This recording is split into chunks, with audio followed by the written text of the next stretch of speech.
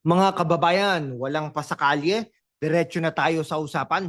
Ngayon, pag-uusapan natin ang mainit na isyung bumabalot sa politika ng Pilipinas, ang impeachment case ni Vice President Sara Duterte at kung paano sina Joel Villanueva, Tito Soto at Jesus Codero ay nasasangkot sa isyung ito. Pero bagong lahat, gusto ko munang magpasalamat sa ating mga kababayan sa Pilipinas, US, Canada, Saudi Arabia, Japan, Australia, Italy, Hong Kong, UAE, UK at sa lahat ng OFWs na nanonood ngayon. Salamat sa suporta. Ang layunin natin maabot ang 100,000 subscribers para mas marami pang makarinig ng katotohanan. Kaya't i-click ang subscribe button, mag-like, mag-comment at i-share sa inyong mga kaibigan sa Quezon City, Davao, Manila, Cebu, Dubai, Riyadh at kahit saan pa sa mundo. Ngayon, bakit nga ba mainit ang isyong ito, ha? Noong July 25, 2025, ibinasura ng Supreme Court ang impeachment complaint laban kay Vice President Sara Duterte na sinabing unconstitutional dahil sa one-year bar rule, ha? Pero hindi dito natapos ang drama. Si Senator Joel Villanueva, ha? Kasama sina Tito Soto at Jesus Codero ay may kanya-kanyang papel sa usaping ito na ikinagulat ng marami. Ano ang nangyari? Bakit parang may mga nagtatangkang lokohin ang bayan? At bakit mahalagang pag-usapan ito ng mga kabataan at OFW na gustong malaman ng katotohanan? Tara, simulan na natin. Kung gusto nyong malaman ang buong detalye ng ganitong klaseng politika, i-hit ang subscribe button. Ngayon, i-like at i-share sa inyong mga kaibigan sa Sydney, Toronto at Doha. Kung may ibabahagi kayong opinyon, i-comment down below, ha? At kung gusto nyong suportahan ang channel natin, magpadala ng super thanks please. Kahit maliit, malaking tulong yan para ipagpatuloy natin ito. Kung ikaw ay nasa Quezon City o nasa Dubai, malamang narinig mo na ang tungkol sa impeachment ni Vice President Sara Duterte. Noong December 2024, 4 na impeachment complaints ang isinimpa laban sa kanya na may mga akusasyon tulad ng misuse ng public funds, pagbabanta sa buhay ng Pangulo at iba pang high crimes. Noong February 5, 2025, inaprubahan ng House of Representatives ang mga artikulo ng impeachment na may 215 na boto mula sa mga kongresista. Pero noong June 10, ay binalik ng Senado ang mga artikulo sa Kamara at noong July 25, idineklara ng Supreme Court na unconstitutional ang impeachment dahil sa teknikalidad ng one-year bar rule.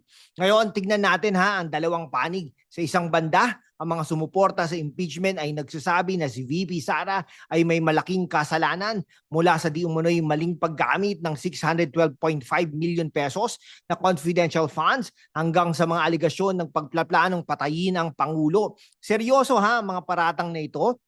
At para sa mga nasa Metro Manila o sa Vancouver, ito ay isang usapin ng pananagutan, pero sa kabilang banda, ang kampo ni VP Sara ay nagsasabing ito ay isang political vendetta, isang paraan para siraan siya dahil siya sa frontrunner para sa 2028 presidential elections.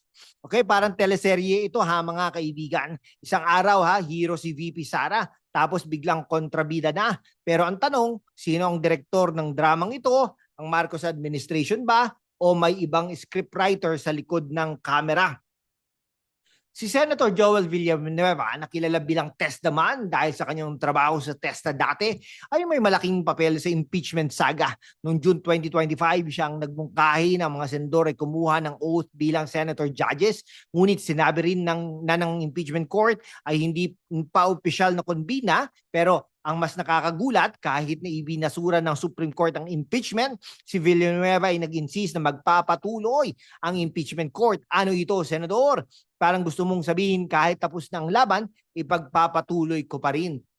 Sa isang panig, ang mga taga-suporta ni Villanueva ay nagsasabing siya'y naninindigan para sa accountability Pero sa kabilang banda, may mga nagsasabi na ito'y bahagi ng mas malaking political game, lalo na't siya'y kaalyado ng ilang senador na malapit kay dating Senate President Mig Zubiri na sinibak dahil sa Marcos Duterte rivalry. Anong motibo, Senador Villanueva? Gusto mo bang protektahan ang bayan o may iba kang plano para sa 2028? Okay ha, alam ninyo, parang si Villanueva yung kaibigan natin na laging may plan B na lahat ng bagay. Kung hindi ito gagana, mag-uli tayo. Pero teka, ilang oat ang kailangan natin para lang makapagsimula ng trial? Yan, ngayon ha, pag-usapan natin si Senator-elect Tito Soto. Siya ang dating Senate President na bumalik sa politika at agad na nagbigay ng kontrobersyal na pahayag. Sinabi niya na ang liderato ni Chis Escudero ay bushwhack. Ang impeachment complaint laban kay VP Sara, anong ibig sabihin nito?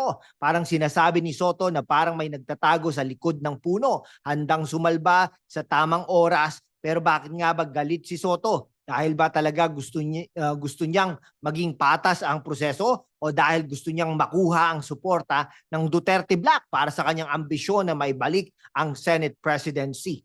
Sa isang banda, may mga sumusuporta kay Soto ay nagsasabing siya isang veteranong politiko na alam ang pasikot-sikot ng batas. Pero sa kabilang banda, ang mga kritiko ay nagsasabing si Soto ay gumagawa ng ingay para lang mapansin at masecure ang pwesto sa 20th Congress. Ano ang totoo? May mga kababayan sa Hong Kong at Jeddah, isang laro ba ito ng Itbulaga sa Senado o seryosong laban para sa katotohanan? Isipin nyo mga kaibigan, sa Riyadh at Sydney, si Tito Soto na parang host ng isang game show. Okay mga contestants ha? Sino ang gustong maging Senate President? Pero teka, kailangan muna natin i-bushwhack ang impeachment. Pero sa likod ng kanyang ngiti, may mas malalim na plano kaya.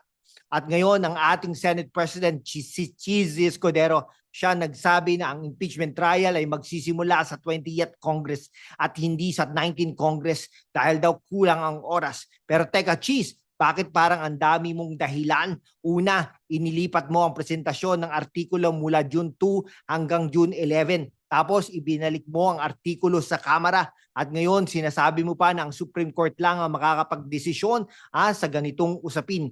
Ang mga kritiko ni Escudero tulad ng Akbayan Representative Percy Sendenya ay nagsasabing parang natatakot si Chis kay Vice President Sara Duterte o baka naman may iba siyang prinoprotektahan like his Senate presidency, no? Pero ang kampo ni Escudero ay nagsasabing siya ay sumusunod lang sa batas at gustong tiyaking maayos ang proseso. Anong totoo, mga kaibigan, sa Toronto at Singapore, isang maingat na leader at isang politikong naglalaro ng safe.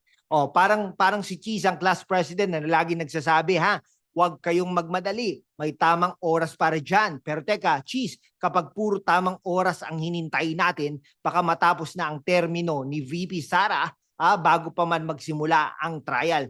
Ngayon, pag-usapan natin ang desisyon ng Supreme Court noong July 25, 2025, ibinasura nila ang impeachment complaint dahil sa one-year bar rule sa ilalim ng Article 11 Sections 3 Paragraph 5 ng Constitution. Ang ibig sabihin nito mga kaibigan, hindi pwedeng magsampa ng panibagong impeachment complaint laban sa isang opisyal sa loob ng isang taon pagkatapos ng unang complaint.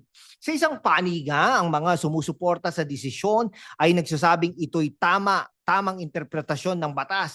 Kailangan daw ng disiplina sa proseso ng impeachment para hindi ito maabuso. Pero sa kabilang banda, ang mga kritiko tulad ng human rights lawyer na si Chel Jogno ay nagsasabing ang desisyong ito ay nagbibigay ng proteksyon kay VP Sara at humaharang sa pananagutan. Anong mas mahalaga? Mga kababayan, sa Los Angeles at London, sundin ang teknikalidad ng batas o tiyaking may accountability ang mga opisyal.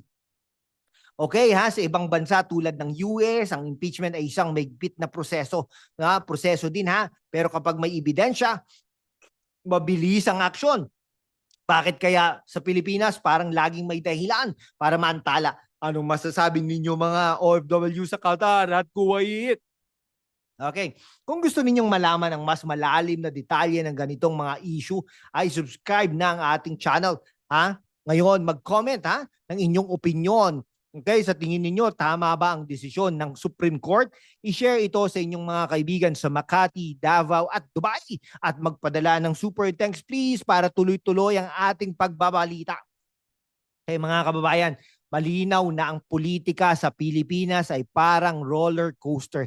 Punong-puno ng drama, intriga at plot twist. si Joel Villanueva, Tito Soto at Chis Escudero ay mga pangunahing tauhan sa impeachment saga ni VP Sara Duterte. Pero ang tunay na tanong, sino ang tunay na naninindigan para sa bayan at sino ang naglalaro lang ng politika? Ang desisyon ng Supreme Court ay nagbigay ng panibagong anggulo, no? Pero hindi ito ang katapusan ng laban para sa accountability. Kaya ang mga kababayan, no, sa Cebu, Riyadh, Sydney at saan man kayo naroroon, huwag nating hayaang lokohin ang bayan. Manatiling mulat, magsaliksik at magtanong. I-click ang subscribe button at mag-like, no? Mag-comment at i-share ito. I-share ang video na ito sa inyong mga kaibigan sa Hong Kong, Toronto at Jeddah. Kung gusto mo, kung gusto ninyong suportahan ang aming misyon na magbigay ng katotohanan, magpadala ng super thanks please. Kahit maliit, malaking tulong yan para maabot natin ang 100,000 subscribers.